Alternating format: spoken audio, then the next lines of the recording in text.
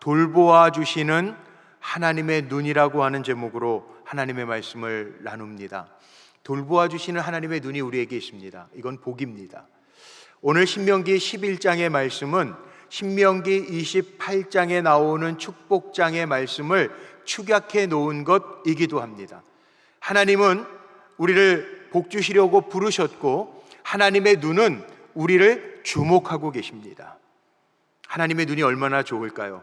하나님의 눈을 살펴보기 전에 이런 생각이 들더라고요. 하나님이 만들어 놓으신 피조물들은 눈이 얼마나 좋을까? 혹시 하나님이 만들어 놓으신 것 중에 눈이 제일 좋은 동물들이 뭔지 아세요? 제가 베스트 5를 준비해 봤습니다. 5번째, 하나님이 만드신 것 중에 눈이 제일 좋은 동물 5위 뭘까요? 하이에나입니다. 하이에나는 눈이 얼마나 좋으냐면 4km, 5km 밖에 있는 것까지 볼 수 있고요. 이 하이에나라고 하는 동물은 맹수류죠. 턱이 강해서 한번 물면 놓지를 않고, 또 하이에나는요 참 특징이 하나 있는데 군집을 이루고 사는데 그 무리의 우두머리는요 수컷이 아니에요. 암수가 우두머리입니다. 특이하죠? 자, 눈 좋은 동물의 4위 뭘까요? 기린입니다. 기린은 목이 길죠. 기린은 4km에서 5km까지 볼 수 있는 시력을 가지고 있습니다. 그래서 기린은 목이 길기 때문에 목을 쭉 빼고 바라보면 4km에서 5km까지 무난히 본다는 거예요. 자, 3위 뭘까요? 갈매기입니다.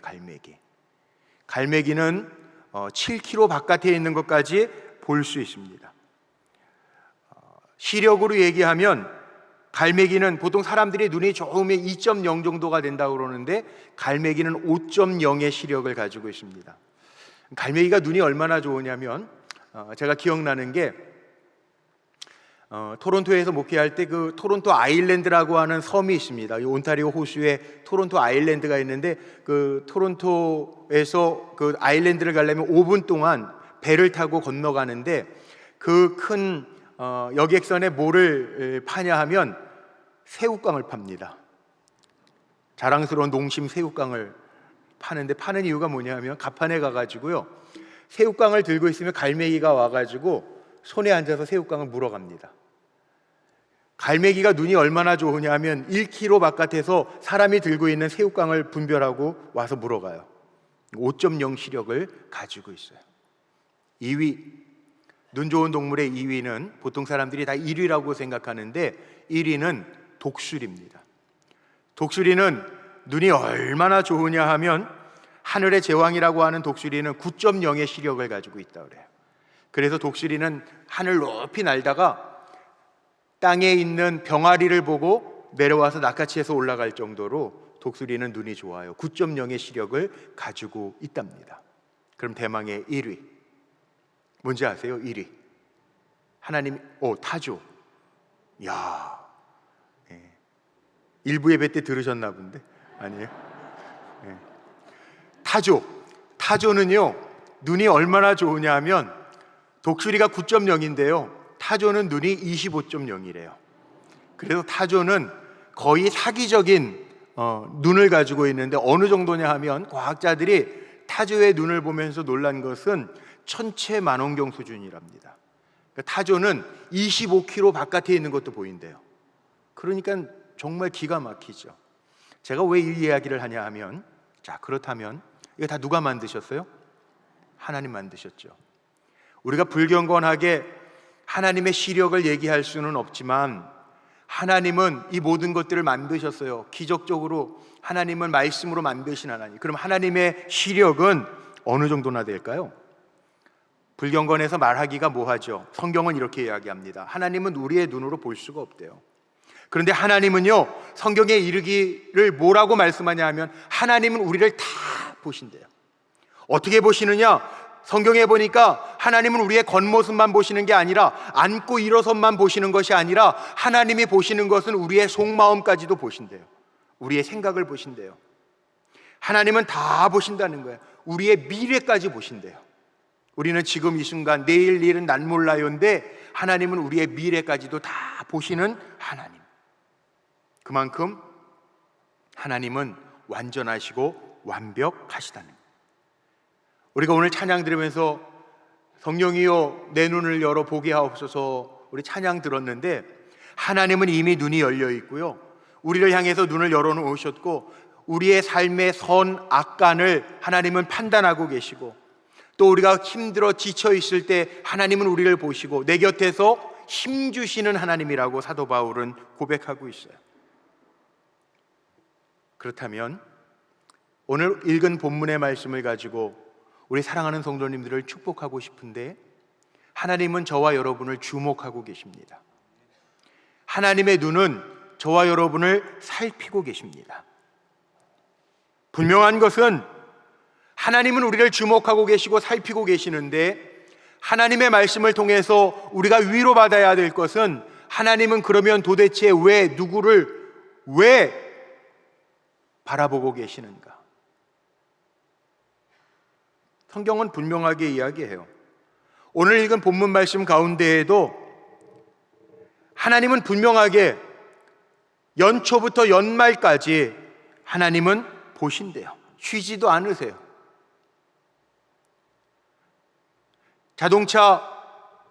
요즘에 자동차마다 카메라들이 다 달려 있습니다. 그런데 자동차에 달려 있는 카메라도요, 일정 시간이 지나면 그 칩을 바꿔줘야 돼요. 닳아서 사용을 못해요. 그런데 하나님은 닳지도 않으세요. 주무시지도 않으세요. 졸지도 않으신대요. 하나님의 눈은 사각지대도 없어요. 성경은 분명하게 이야기해요. 하나님은 도대체 누구를, 어디를 왜 보시는지에 분명하게 이야기합니다. 오늘 본문 말씀에 보면 가장 먼저 하나님의 눈은 가나안 땅을 살피신대요. 그 눈을 떼지 않으신대요. 오늘 읽은 말씀 11장 12절 말씀에 보니까 내 하나님 여호와께서 돌보아 주시는 땅이라, 연초부터 연말까지 내 하나님 여호와의 눈이 항상 그 위에 있느니라.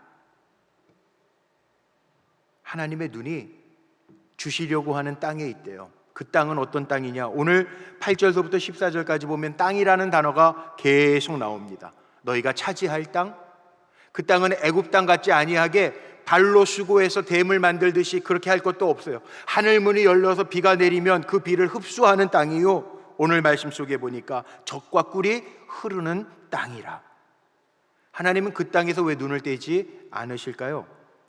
사랑하는 자에게 풍성한 열매를 주시기 위해서 그 땅에서 눈을 떼지 않으신대요. 하나님은 강이 변하여 광야가 되게 하실 수도 있고요, 또 오히려 광야가 변하여 옥토를 만드실 수 있는 분이 하나님이세요. 말씀에 순종해서 하나님의 약속하신 땅을 누려야 될 이스라엘 백성과 그 땅에서 눈을 떼지 않으시는 하나님, 왜? 기적과 능력으로 공급해 주시기 위해서, 풍성한 삶을 살게 하시기 위해서 하나님은 잠시도 눈을 떼지 않으신다는 거예요. 이게 하나님의 마음이에요. 출애굽기 22장 말씀에 보면 하나님의 마음을 우리에게 살짝 보여주시는데, 하나님이 이스라엘 백성들에게 이렇게 선포하세요. 내가 만일 너와 함께한 백성들, 내 백성들 중에 가난한 자가 있어서 돈을 꾸어주면 별일을 받지 말고 꾸어줄 것이요, 그리고 내가 만일 이웃의 옷을 전당 잡으면 그 전당 잡은 옷을 저녁 늦은 시간까지 갖고 있지 말라. 왜? 혹 그것이 그에게 남아있는 마지막 옷이 될 수 있기 때문이라고 말씀하고 계세요. 만약 그가 부르짖으면 내가 응답하는 나는 자비로운 하나님이라고 말씀하십니다. 하나님의 마음은 돌보시는 마음, 어려운 자, 있는 자, 또 고아된 자, 과부된 자, 마음이 상한 자를 다 돌보시는 하나님의 마음을 우리는 볼 수 있어요. 그래서 우리는 하나님의 형상대로 지음받았기 때문에 우리는 이런 마음도 하나님의 마음을 가지고 봐야 돼요. 어려운 사람들, 외로운 사람들, 고통 중에 있는 사람들을 보면서 정말 하나님의 마음으로 애정을 품고 사랑을 나눈다면 하나님 보시고 기뻐하실 것입니다. 어려운 때 지나지만 내 눈이 지금 무엇을 바라보고 있는가? 성령이여 내 눈을 열어 보게 하옵소서. 세상적인 것만 바라보는 게 아니라 주님의 마음을 가지고 볼 수 있는, 그래서 하나님의 마음에 흡족할 수 있는 성도의 삶을 살아가시기를 축복합니다. 두 번째, 하나님은 어디를 보십니까? 성경에는 분명하게 이야기합니다. 열왕기상 9장 3절 말씀에 보니까 여호와께서 그에게 이르시되, 누구에게? 솔로몬에게, 내 기도와 내 앞에서 간구한 바를 내가 들었으니 나는 내가 건축한 이 성전을 거룩하게 구별하여 내 이름을 영원히 그곳에 두며 내 눈길과 내 마음이 항상 거기 있느니라. 하나님이 보시는 게 있어요. 하나님의 눈은 성전에 있대요. 그래서 오늘도 우리가 예배드리는 성도님들을 하나님은 그 눈으로 보시고, 진정으로 예배드리는 성도들을 하나님의 눈은 살피신다는 거예요.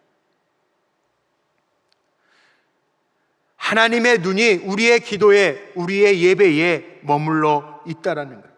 이렇듯 우리가 사모하는 마음으로 성전에 나와서 예배하는 것 하나님 보시고요, 하나님은 우리의 속마음까지 보시기 때문에 몸만 와 있는 것이 아니라 오늘 이 자리에서 예배드리면서 내 마음의 중심이 하나님을 향하고 있는지도 하나님은 보신다는 거예요. 우리는 겉으로만 아무개 집사님, 아무개 권사님이 오늘 예배드리러 오셨구나 이렇게 보지만, 하나님의 눈은요 우리의 마음속까지도 다 보신다는 거예요. 오늘 속초 가기로 했는데 나는 이게 권사님 꼼짝없이 여기 왔네. 그리고 앉아만 있는 분, 마음이 속초에 가 있는 분, 하나님은 보신다는 거예요. 제주도에 가 있는 분 아신다는 거예요. 하나님 우리의 마음의 중심이 어디에 있는가지도 하나님은 보신다는 거예요. 하나님을 사랑한다라고 하는 것은 하나님께 예배드린다라고 하는 것과 동일한 의미를 가지고 있습니다. 그래서 하나님은요 아벨과 가인의 제사를 보시고 똑같이 예배드리고 제물을 드리는 것 같은데, 아벨의 드리는 제사를 받으시고 가인의 제사를 받지 않으셨다고 그러잖아요. 제물은 똑같이 가져왔는데 정말 믿음으로 하나님을 사모하면서 드리는 예배인지 하나님은 보신다는 거예요. 사람은 모르지만 하나님은 보신다는 거예요. 이게 성경에 나와 있어요. 또 있어요. 하나님 눈은 뭘 보시느냐? 하나님의 눈은요 의인을 향하여 그 눈을 떼지 않으신대요. 욥기에 보면 이런 말씀이 있습니다. 욥기 36장에 있습니다.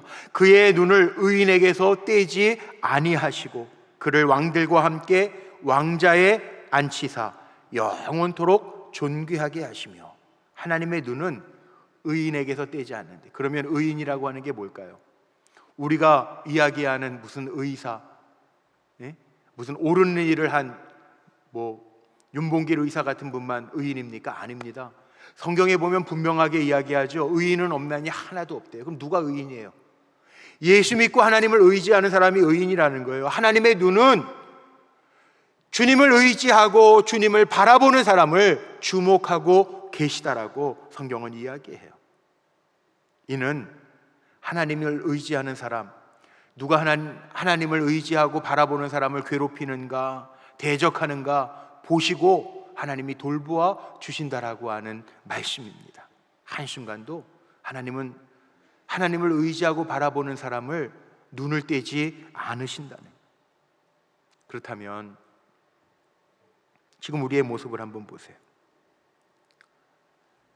하나님 이렇게 주실 복을 바라보고 계시는데, 우리를 위하여 예비하신 복을 바라보시는데, 하나님은 지금도 하나님을 의지하고 바라보는 사람들을 바라보시는데, 하나님의 눈은 성전에 있어 기도하고 전심으로 예배드리는 성도들을 바라보신다고 했는데 나는 어떤가? 금년도 우리 교회 표어가 뭡니까? 앞에 강단에도 있고 앞에 강단 벽에도 있어요.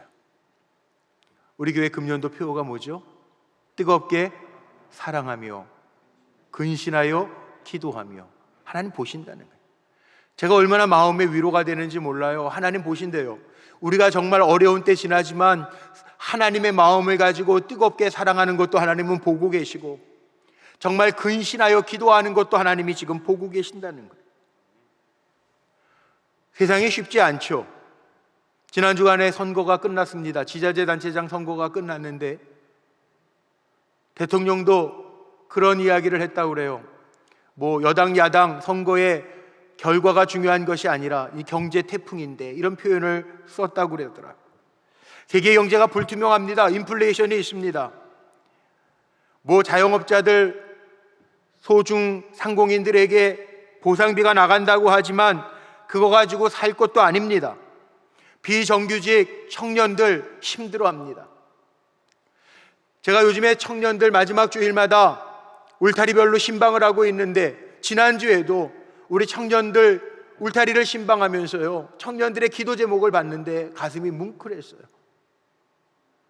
사실 부모님들은 우리 자녀들 좋은 배우자 만나게 해달라고 기도하고 그러는데요, 청년들 중에서는 이런 청년도 있더라고요. 30대 중반이에요. 직장도 다니고 있어요. 좋은 친구, 배우자감을 만나서 같이 직장 생활하면서 미래를 약속했는데 집을 사려고 하니까 집값이 너무 비싼 거예요.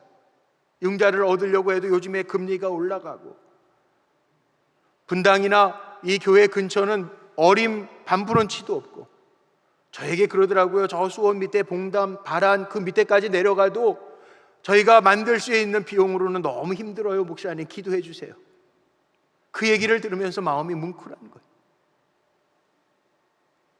그러나 제가 그런 얘기했어요. 그러나 우리 기도하는 사람에게는 하나님 보시잖아. 우리에게는 동굴이 아니라 터널일 뿐이야. 기도할 때 하나님 이 어두움도 지나가게 하시고 이 힘든 것도 지나가게 하시고, 하나님 보시고 계시기 때문에 일으켜 주실 거야. 하나님이 구해 주실 거야. 제가 축복하면서 기도했어요. 그래요. 우리 살아가다 보면 정말 쉽지 않은 시대를 살아갑니다. 어디 하나 시원한 뉴스가 없어요. 북한은 다시 핵이나 미사일을 준비한다고 해서 오키나와 밑에는 미 항공모함도 대기하고 있다고 그러죠. 남북관계도 다시 긴장으로 가고 있고, 사회적 갈등과 다툼도 있습니다. 정말 오늘 이 주시는 히브리서 11장에 나와 있는 말씀을 다시 듣는 그 말씀을 마음에 생각해 보면서, 그렇지, 엘레 하드바림, 다시 듣는 하나님의 말씀, 신명기의 제목이 그거거든요. 하드바림, 다시 듣는 그 말씀. 하나님 우리에게 이 어려운 때를 지나지만 우리를 위로하시고 말씀하고 계시는데, 그래, 이스라엘 민족도 얼마나 어려울 때 이 말씀을 듣습니까? 430년이라고 하는 긴 시간 동안 애굽에서 종살이 했습니다. 40년 동안 광야에서 머물렀어요. 열 하루길이면 들어갈 수 있는 축복의 땅인데 40년 동안 광야를 빙빙빙빙 돌면서 힘들고 어려운 시간들을 보냈어요. 가나안 땅이 앞에 놓여 있지만 확실한 보장이 없습니다. 자기의 힘으로는 도저히 들어갈 수가 없어요. 이미 그 땅은 하나님이 주시겠다고 약속하신 땅이지만 7 족속, 아낙 족속들, 기골이 장대한 족속들이 그 땅을 차지하고 있어요.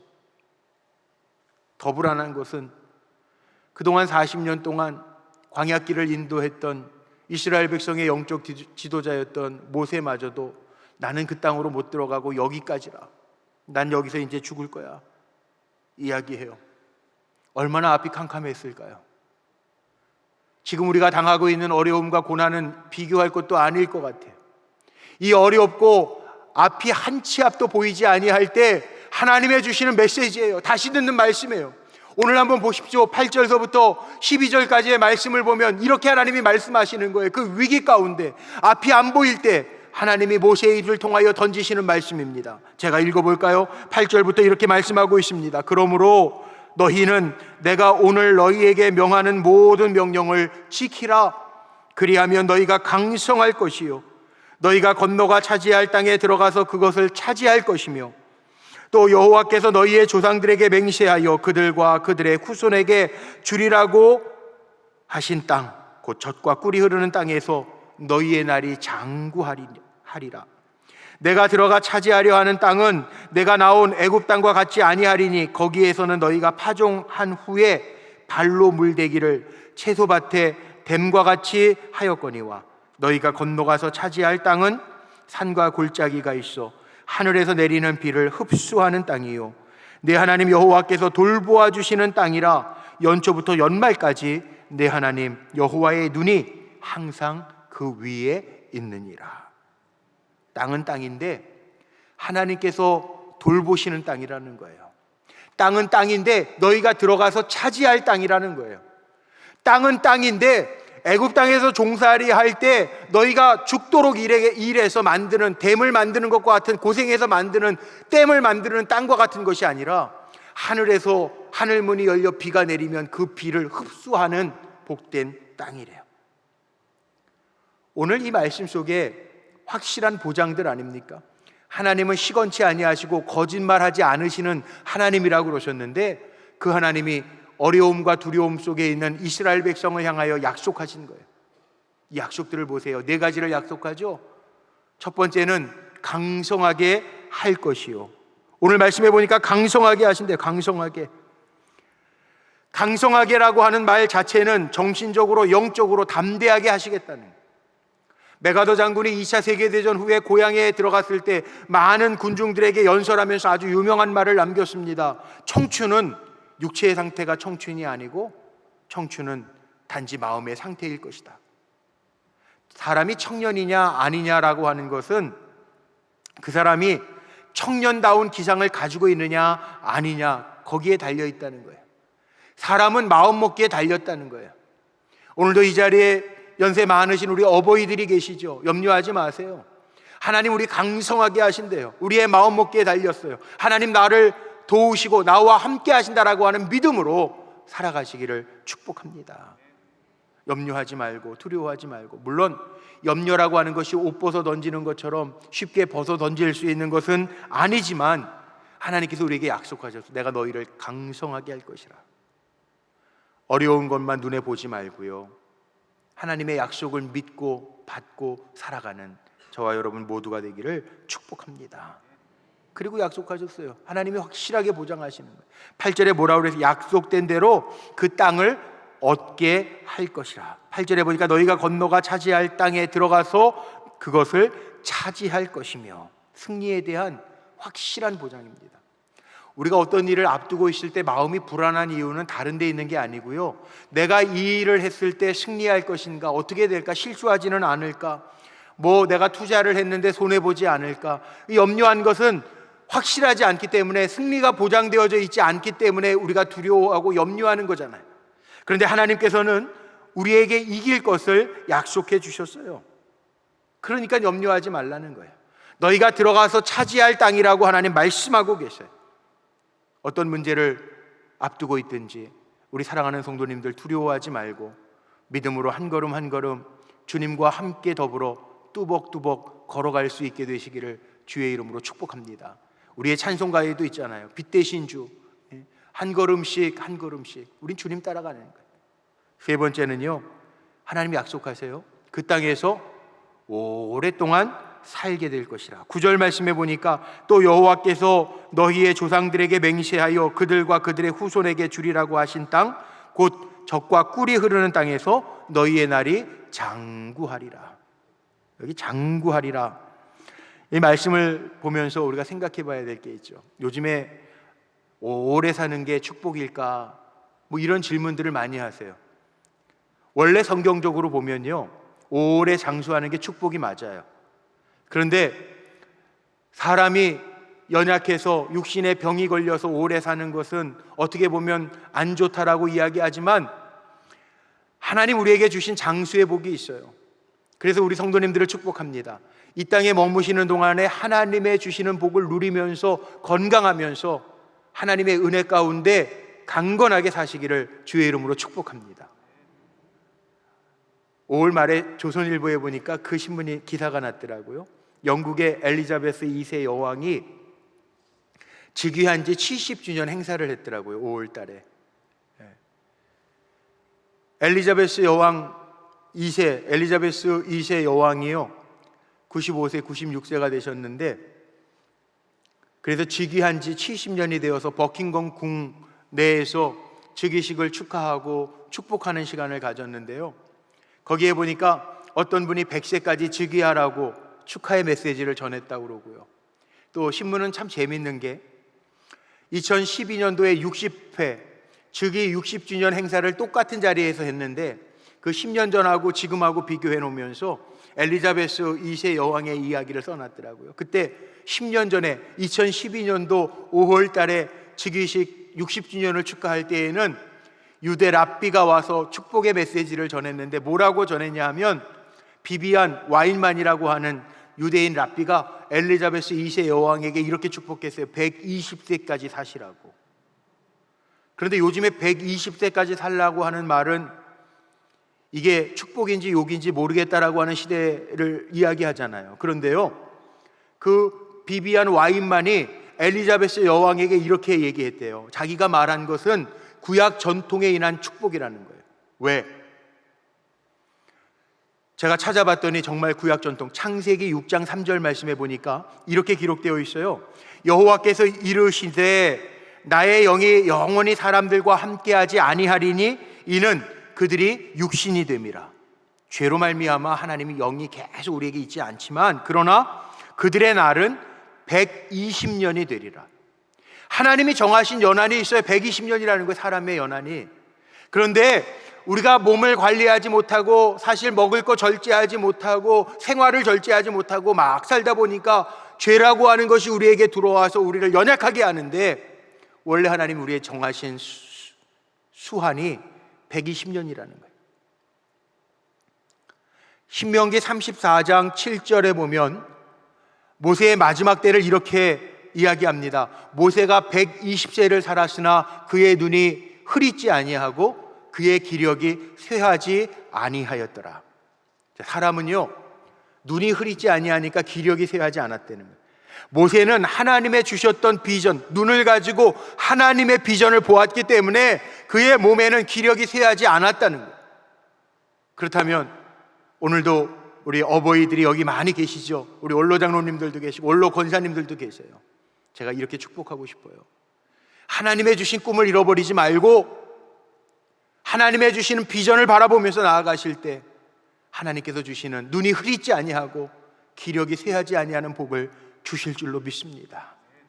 그 축복이에요. 하나님께서 주시는 것, 내가 너희에게 약속한 땅에서 너희의 날이 장구하리라.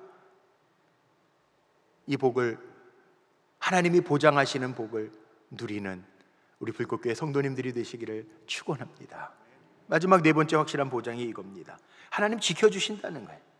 12절 말씀해 보니까 연초부터 연말까지 내 하나님 여호와의 눈이 항상 그 위에 있느니라. 처음부터 끝까지 하나님이 지켜주시겠다는. 하나님의 눈은 졸지도 않으세요. 주무시지도 않고 잠들지도 않아요.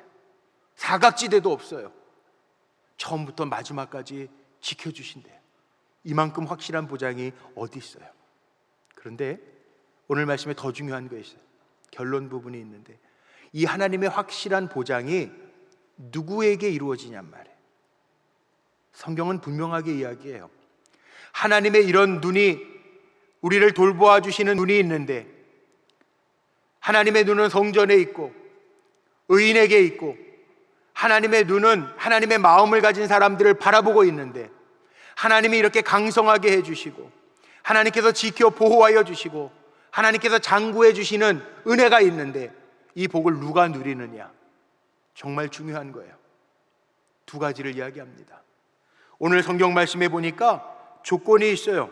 하나님이 이 복을 주시는, 보장해 주시는 복을 누리는 사람은 누구냐? 8절 말씀에 보니까 그러므로 너희는 내가 오늘날 너희에게 명하는 모든 명령을 지키라. 그리하면이라고 하는 이야기는 그리하지 아니하면이라는 복과 대조를 이룹니다.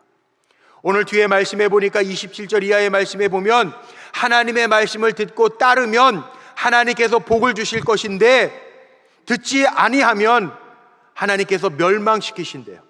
그러면서 이 말씀을 에발산과 그리심산에서 선포해라. 하나님이 화와 복을 너희 앞에 두었나니 너희가 선택하라고 말씀하고 계십니다. 무슨 얘기죠? 하나님의 조건이 있는데 말씀을 잘 듣고 따르라는 거예요. 8절 말씀에 나와 있는 것처럼 너희는 내가 오늘날 너희에게 명하는 모든 명령을 듣고 지켜라. 13절 내가 오늘날 너희에게 명하는 나의 명령을 너희가 만일 청종하면 들으라는 거예요. 하나님의 말씀 잘 듣고 그대로 지키라는 거예요. 자, 세상은요, 고대 이스라엘, 이때 말씀이 들렸던 고대 이스라엘과 고대 그리스를 한번 생각해 보세요. 그리스 문화는요, 세상 문화는, 고대 그리스 문화는 보는 문화입니다. 그래서 건축물, 조각상, 예술 발달했죠. 눈에 보는 문화예요. 그런데 이스라엘 백성들, 고대 이스라엘 백성들에게는 보는 문화가 아니고 하나님께서 쉐마, 이스라엘아 들으라, 하나님의 백성들에게는 들으라는 거예요. 세상 사람들은 보는 대로 마음을 뺏기고 따라가지만 복된 이스라엘 백성들, 하나님의 백성들은 들으라는 거예요. 하나님의 말씀을 듣고 행하라는 거예요. 믿음은 들음에서부터 난다고 그랬어요. 우리는 보는 대로 따라가는 사람들이 아니고요, 하나님의 말씀을 듣고 따라가는 사람들이에요. 하나님의 말씀을 들을 수 있는 통로는 두 가지죠. 우리 주보에 매주마다 매일 읽어야 될 하나님의 말씀의 분량을 적어놨어요. 성경 일독하자고. 읽는 방법도 있어요. 그리고 주의 종들을 통해서 선포되는 하나님의 말씀도 있어요. 들으라는 거예요. 읽으면서 깨닫고 하나님의 말씀을 들으면서 깨달아서 행할 때 하나님께서 복되게 하신다고 그래요. 그런데 듣지 못하는 이유가 뭘까요? 자기가 너무 똑똑해요. 자기가 듣고 싶은 것만 들으려고 그래요. 이게 문제예요. 하나님의 말씀을 분석하려고 그래요. 이런 문제가 생깁니다. 이스라엘 백성이요, 하나님이 주겠다고 약속하신 땅에 믿고 갔으면 10하루날이면 들어갈 수 있었어요. 왜 40년이 걸렸다고요? 왜 쓸데없이 그 땅을 바라보면서 정탐꾼 뽑아가지고 40일 동안이나 그 땅을 보게 하게 합니까? 하나님의 말씀은 듣는 거예요. 듣고 순종하면 되는데, 그럼 10하루길이면 그 복을 누릴 수 있는데, 봐요, 그것도 40일 동이나 40일 동안이나 아주 샅샅이 보고 와요. 못 들어가잖아요. 못 들어가잖아요. 하나님의 복은 누구에게 있다고요? 말씀 듣고 순종하는 자에게 있어요. 오늘도 하나님 주신 말씀 듣고 하나님의 말씀을 지켜야지, 내가 하나님의 말씀을 듣고 따라야지 결단하는 분들에게 하나님의 주시는 확실한 보장이 임하여질 줄로 믿습니다. 이게 조건이에요. 두 번째 조건이 뭐예요? 13절 말씀해 보니까 너희 하나님 여호와를 사랑하며 마음을 다하고 뜻을 다하여 섬기면, 하나님을 사랑하고 하나님을 섬길 때 하나님께서 확실하게 보장해 주시겠다라고 하는 약속의 말씀입니다. 이게 조건이에요. 제가 담임 목사이기 때문에 교회에 있다 보면 서류에다가 사인해야 될 때가 많이 있습니다. 결제 서류들이 있어요. 예를 들면 지하 주차장에 누수 그 방수공사를 한다. 그러면 방수공사 업체들이 견적서를 놓잖아요. 그러면 견적서가 들어오면 얼마고, 재료는 뭐를 쓰고, 또 몇 년 동안 하자 보수를 해준다. 그거 보고 비교하면서 제가 사인을 해야 돼요. 그 사인대로, 사인을 한다라고 하는 이야기는 사인대로 집행해야 된다는 거죠. 만약에 제가 그 방수에 들어가는 방수액이 어떤 건데 그거대로 쓰지 않거나, 하자 보수 기간이 얼마인데 그거대로 하지 않으면 그 계약은 파기되는 거잖아요. 하나님의 말씀이 그거예요. 하나님 확실하게 우리에게 보장해 주시는데 조건이 있어요. 하나님의 말씀을 듣고 준행하면, 하나님을 사랑하고 잘 섬기면 내가 그대로 행할 것이라. 오늘 말씀 결론입니다. 하나님은 이미 전제하고 계세요. 우리를 사랑하세요. 너무너무 사랑하셔서 독생성자 예수 그리스도를 나 대신에 십자가에 못 박을 정도로 하나님 우리를 사랑하세요. 그리고 하나님은 이미 우리를 주목하고 계세요. 하나님이 주시려고 하는 복들이 있어요. 누구에게 주시느냐? 확실하게 하나님 주시고자 하는 그 복을 누구에게 주시느냐? 너무나도 중요한 말씀이에요. 하나님의 말씀을 듣고 준행하는 자에게, 하나님을 사랑하고 섬기는 자에게 그 복을 주신다고 약속하고 계세요. 오늘 말씀 한 줄 결론으로 이렇게 결론을 내리고 오늘 말씀 마칩니다. 하나님의 돌보시는 눈으로 인해서 그 땅, 하나님 준비하신 복, 약속하신 복된 가나안 땅 들어가 차지하는 우리 성도님들 되시기를 주의 이름으로 축복합니다. 그 땅을 누리기 위해서 하나님의 조건대로 순종하고 거룩한 마음으로 하나님 사랑하고 섬기면서 하나님 주시는 은혜가 우리 사랑하는 성도님들에게 차고 넘치시기를 간절히 주님의 이름으로 축복합니다. 기도하시겠습니다.